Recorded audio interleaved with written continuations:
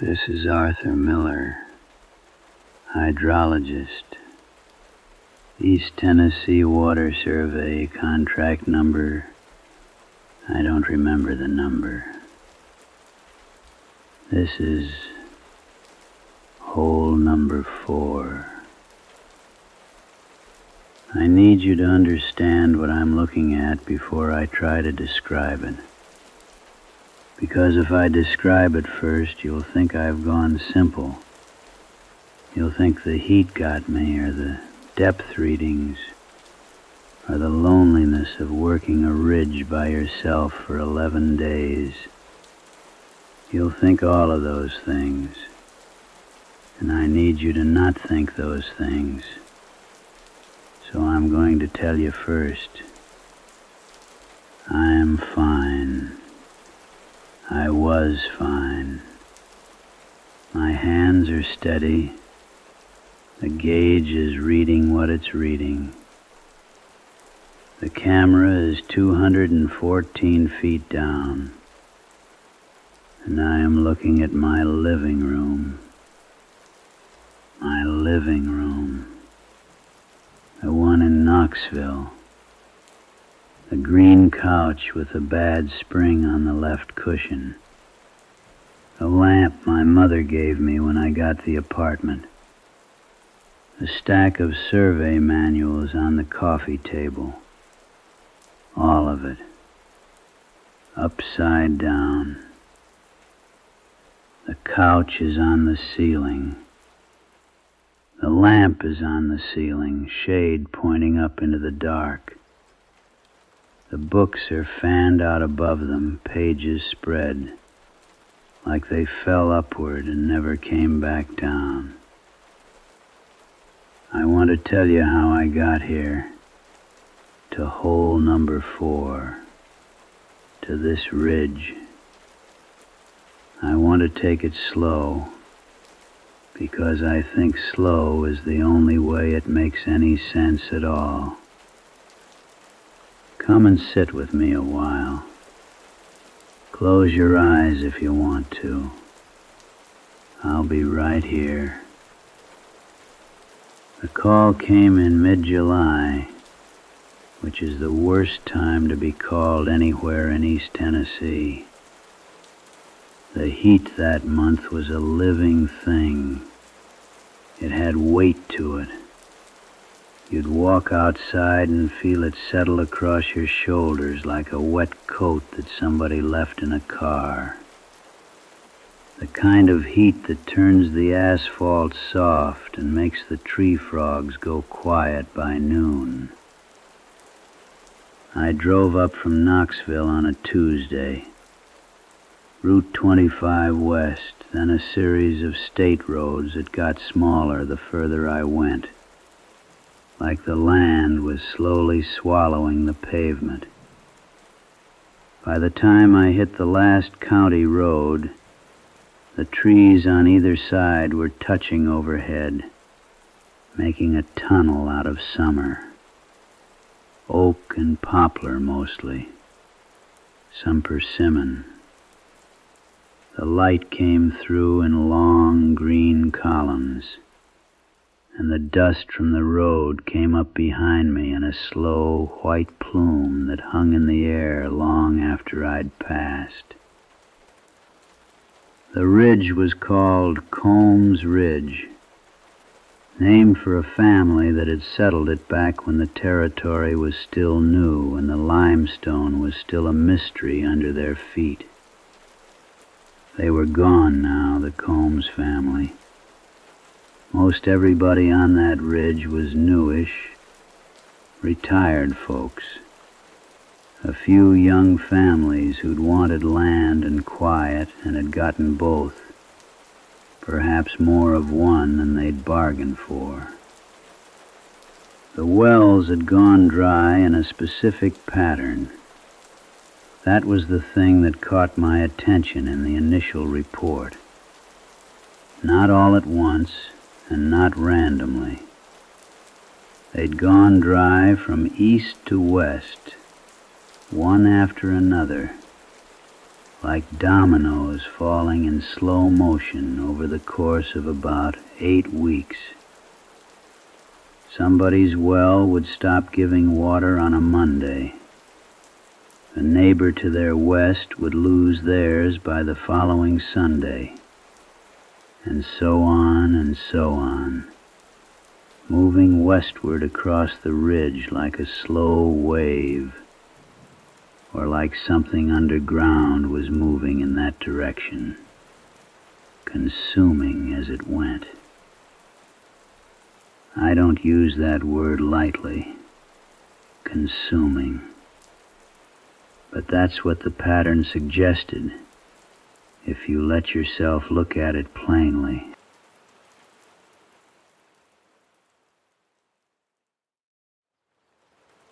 I met the neighbors on my first afternoon. They were the kind of people who exist in that particular geography.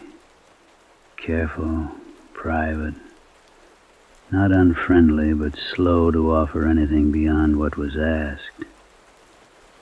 A woman named Dorothea Salyers showed me where the first well had gone dry. She had the look of someone who had decided a long time ago not to be surprised by the world, and was currently working very hard to maintain that decision. Her well was a hand-dug job, maybe 40 feet, lined with dry stacked limestone the way they used to do. When I looked down into it with my headlamp, the beam just fell and fell through the dark, and the bottom, when it found it, was just dust, pale gray dust, the color of old bone. No moisture, no watermark on the stone to show how high it had once stood. I asked Dorothea how long the well had been in place. She said her grandfather dug it. She said the water had always been sweet. She said it like it was something she was trying to remember, something slipping away from her, the taste of sweet water from deep in the limestone. I told her I'd find out what happened. She nodded and looked out over the ridge toward the valley below, and her expression didn't change at all. I don't think she believed me. The drilling rig is a thing of patience and rhythm. I want you to understand this before I describe what it found, because the machine itself is a kind of meditation. Once you get it running, once the string is turning and the bit is biting into the rock below, there is a sound it makes that is unlike anything else in the world. A deep, rhythmic thudding, slow, measured, like a heartbeat, but coming from the ground instead of from inside you. Thud, thud, thud. The mud pump cycles. The water circulates down through the drill string and back up the annulus, carrying the cuttings. Ground limestone, shale chips, the fine gray powder of the earth being opened back up to the surface, where it spreads in a fan around the wellhead and dries in the sun. I had set up on a cleared patch near what the survey map called the center of the anomaly zone. Hole number 1 went down 80 feet and hit nothing. No water, no significant void space. Dry limestone all the way. Hole number 2 went to 110 feet with the same result, though I did note a change in the cuttings around 90 feet. The material got finer, almost powdery, and the color shifted from the yellow-gray of typical Ordovician limestone to something whiter, cleaner, like something had been washed out of it. Hole number 3 gave me readings that made me sit down on my cooler and stare at the pressure gauge for a long time without saying anything. The formation pressure had reversed. Instead of the expected slight positive pressure that you see when you're near an aquifer, the water wanting to come up toward you, the pressure was drawing downward, slightly, steadily, like something below was breathing in. I noted it in my log and moved on. I moved on because I am a scientist, and scientists note anomalies and move on, and they do not sit on their coolers on a ridge in Morgan County, Tennessee, and think about what it means when the earth is breathing in.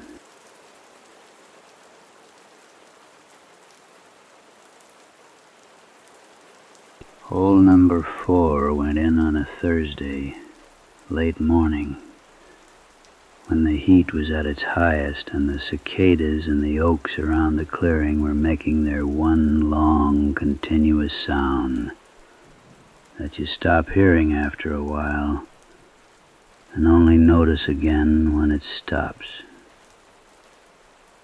The cicadas stopped at about 60 feet, not all at once, gradually, one by one, until by the time I hit 70 feet, the ridge was perfectly quiet, except for the thudding of the drill and the cycling of the mud pump and the sound of my own breathing. I want you to know how quiet that was. A ridge in July in East Tennessee, in the middle of the day, with no insects. That kind of quiet has a texture to it. You can feel it against your skin. At 130 feet, the bit dropped. If you've never drilled a void in karst limestone, in the kind of honeycombed, water-carved rock that underlies most of this part of the country, you might not know what that feels like, what it sounds like. The whole string, 20 feet of it, drops at once, like the bottom fell out of the world. The machine lurches, the pitch of the motor changes, and then the drill string hangs there, spinning, free, in open air below the rock. Open air. 200 feet below the surface of that ridge. The void was large, larger than anything I had on record for this formation, larger than anything I had ever personally encountered in 17 years of hydrological survey work. The caliper log confirmed it. The void extended at least 40 feet in every horizontal direction from the well bore. The ceiling was intact. The floor gave no reflection. The floor gave no sonar reflection at all, which meant either the equipment was malfunctioning or the void extended downward indefinitely, or the floor was made of something that absorbed the signal rather than bouncing it back. Something smooth, something dark, something that swallowed sound.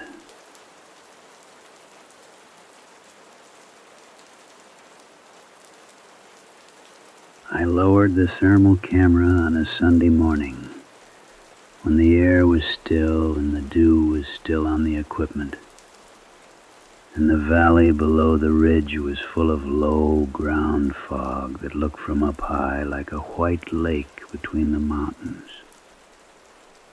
The camera is a small thing, a cylinder about the size of a coffee can, wrapped in its own cable, with a fisheye lens at the bottom that captures both visible light and infrared.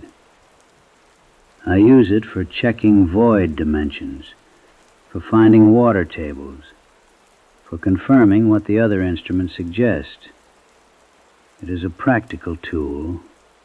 It has never in 17 years shown me anything other than rock and water and the occasional unfortunate groundhog that fell in somewhere. I lowered it at about 8 in the morning. The first 130 feet were what you'd expect. Borehole wall, gray limestone, slightly damp from the circulation fluid.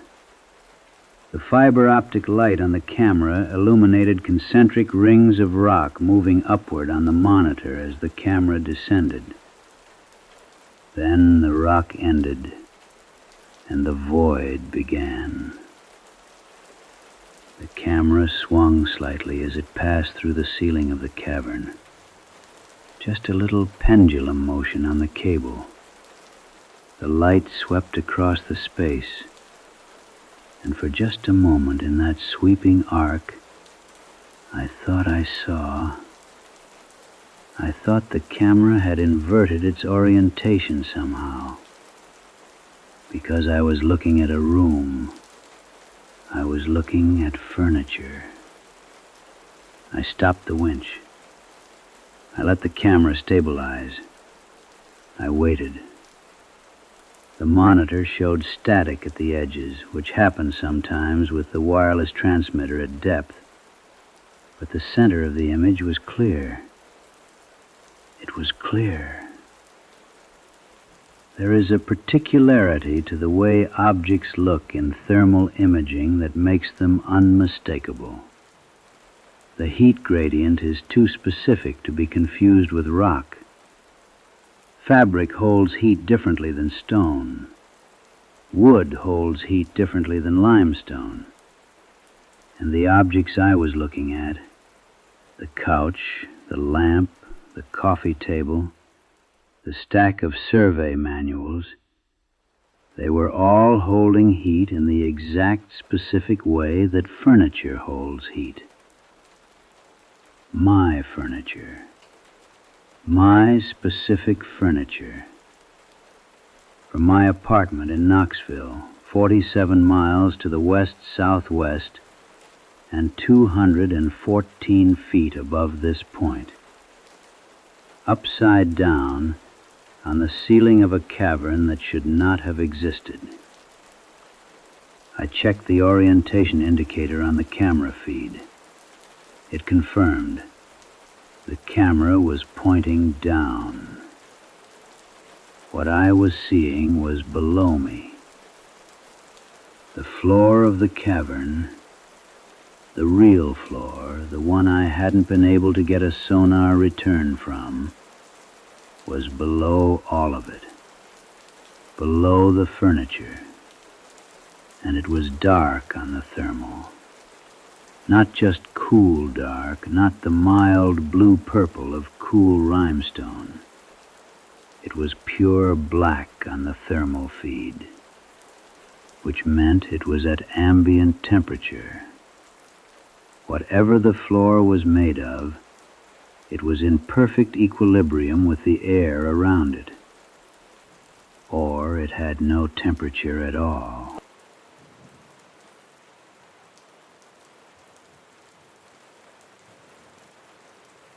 I saw the resident at 10:47 in the morning. I know the time because I had my field log open on the tailgate of the truck, and I wrote it down immediately, before I could talk myself out of believing what I'd seen. The resident was standing And I use that word carefully because standing is what it looked like, though the mechanics of it were not quite right. The resident was standing among the inverted furniture, upside down, the way the furniture was upside down, facing upward, which from my perspective, looking down through the camera, meant facing toward me. It was someone I knew. I am not going to say who it was. I have my reasons, and I think you'll understand them if you think about it long enough. I'll say only that it was someone I'd grown up knowing, someone I associated with summer, with heat, with the smell of cut grass and the sound of a screen door, someone who had been a fixed point in my understanding of the world. They were wrong in the way a reflection is sometimes wrong when the mirror isn't quite flat. All the proportions were there, but the joints weren't right. The elbows bent in the wrong direction. The neck moved in an arc that a neck should not be able to complete. And they were looking up at the camera with an expression that I cannot describe to you, except to say that it was recognition. It was the expression of someone who has been waiting down there in the dark with the inverted furniture and the black floor, looking up at the hole in the ceiling of their world, waiting for someone to look down. I pulled the camera up and I capped the well bore, and I sat in the cab of my truck with the engine running and the air conditioner on, and I stared at the tree line for a long time.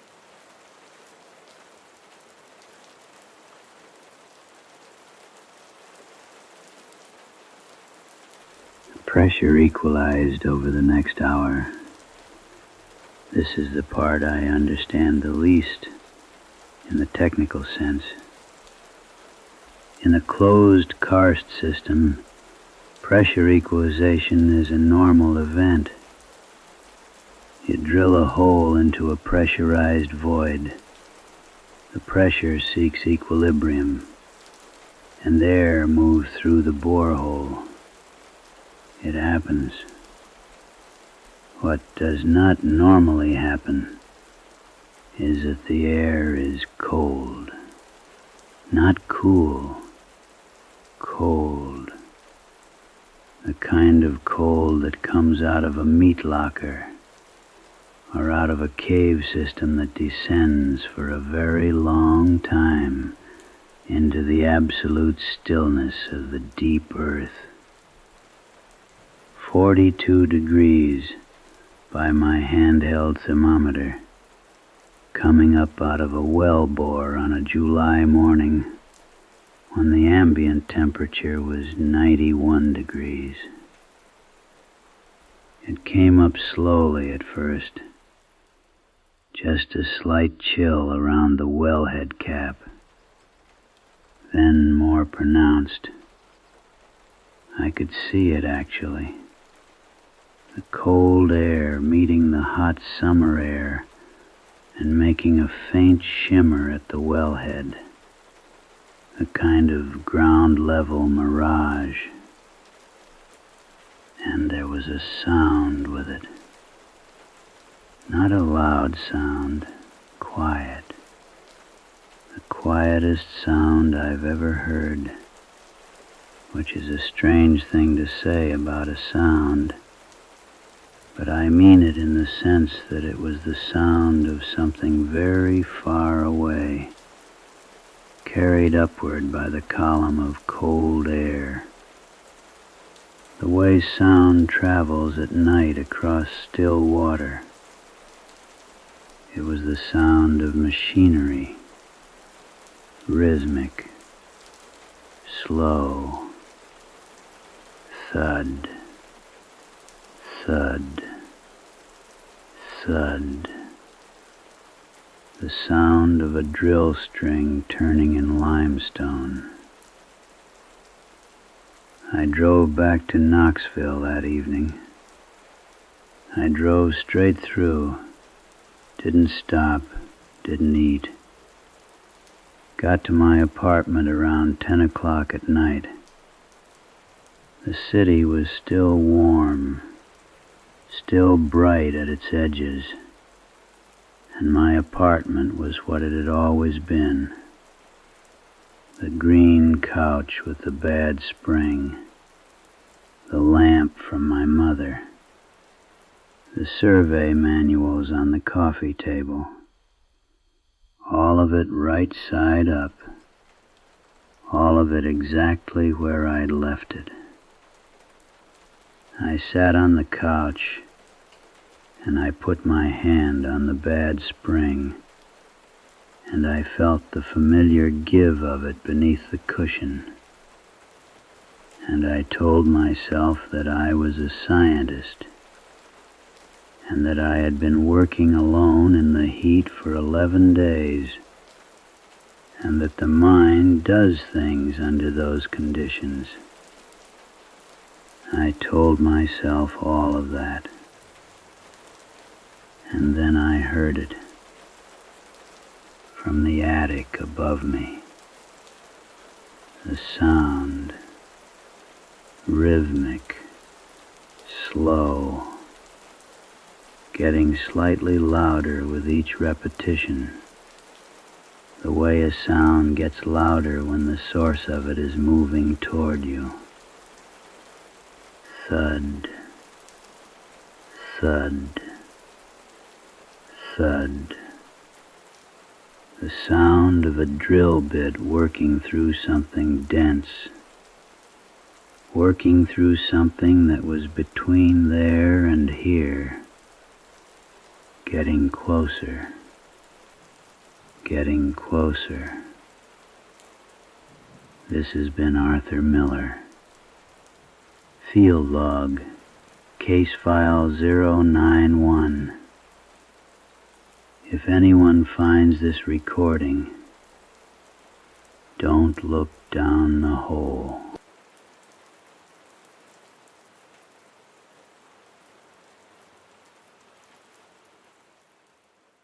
The wells on Combs Ridge remain dry. Arthur Miller's whereabouts are listed as unknown as of the date of this filing. His truck was found parked at the drill site, engine off, keys in the ignition. The well bore at hole number 4 has been sealed with a concrete plug by order of the county. Residents report that some nights, when the air is still, they can hear something beneath the concrete. A slow, rhythmic sound.